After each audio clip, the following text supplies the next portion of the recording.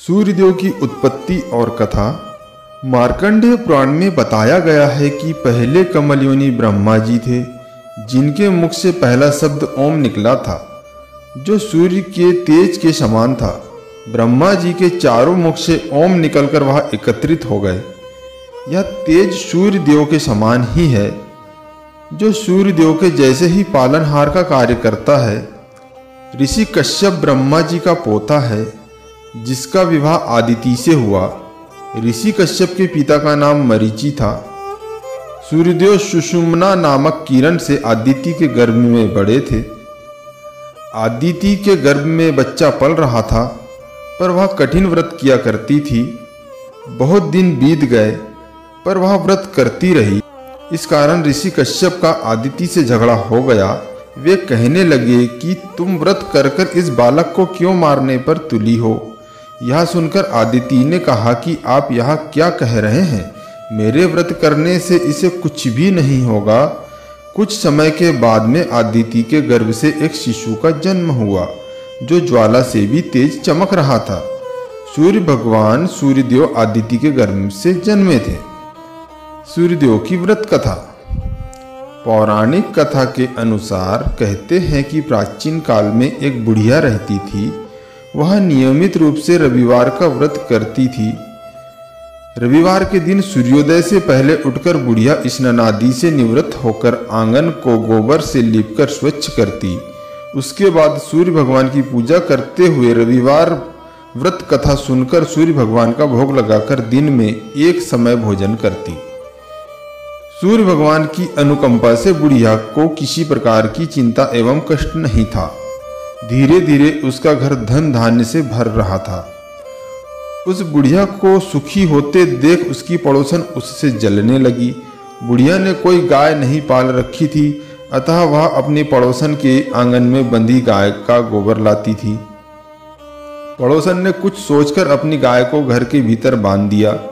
रविवार को गोबर न मिलने से बुढ़िया अपना आंगन नहीं लीप सकी। आंगन न लीप पाने के कारण उस बुढ़िया ने सूर्य भगवान को भोग नहीं लगाया और उस दिन स्वयं भी भोजन नहीं किया। सूर्यास्त होने पर बुढ़िया भूखी प्यासी सो गई। प्रातः काल सूर्योदय से पूर्व उस बुढ़िया की आंख खुली तो वह अपने घर के आंगन में सुंदर गाय और बछड़े को देखकर हैरान हो गई। गाय को आंगन में बांधकर उसने जल्दी से उसे चारा लाकर खिलाया। पड़ोसन ने उस बुढ़िया के आंगन में बंधी सुंदर गाय और बछड़े को देखा तो वह उससे और अधिक जलने लगी।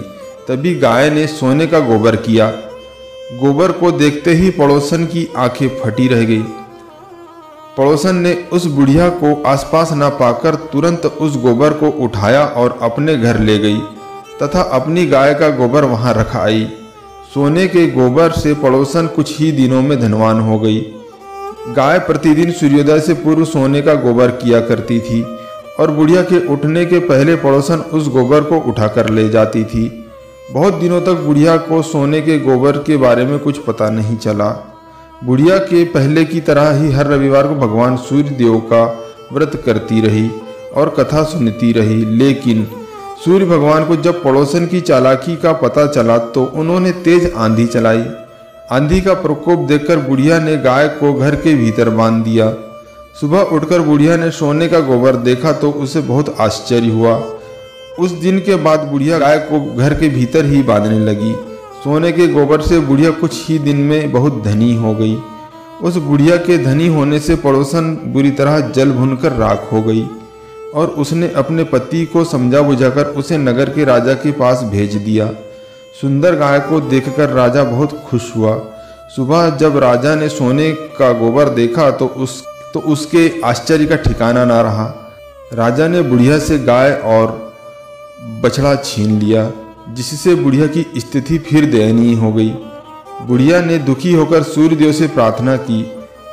सूर्य भगवान को भूखी प्यासी बुढ़िया पर बहुत करुणा आई। उसी रात सूर्य भगवान ने राजा को स्वप्न में कहा, राजन, बुढ़िया की गाय व बछड़ा तुरंत लौटा दो, नहीं तो तुम पर विपत्तियों का पहाड़ टूट पड़ेगा, तुम्हारा महल नष्ट हो जाएगा। सूर्य भगवान के स्वप्न से बुरी तरह भयभीत राजा ने प्रातः उठते ही गाय और बछड़ा बुढ़िया को लौटा दिया।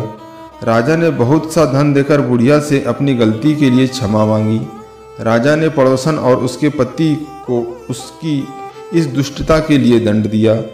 फिर राजा ने पूरे राज्य में घोषणा कराई कि सभी स्त्री पुरुष रविवार का व्रत किया करें। रविवार का व्रत करने से सभी लोगों के घर धन धान्य से भर गए। राज्य में चारों ओर खुशहाली छा गई। स्त्री पुरुष सुखी जीवन यापन करने लगे तथा सभी लोगों के शारीरिक कष्ट भी दूर हो गए।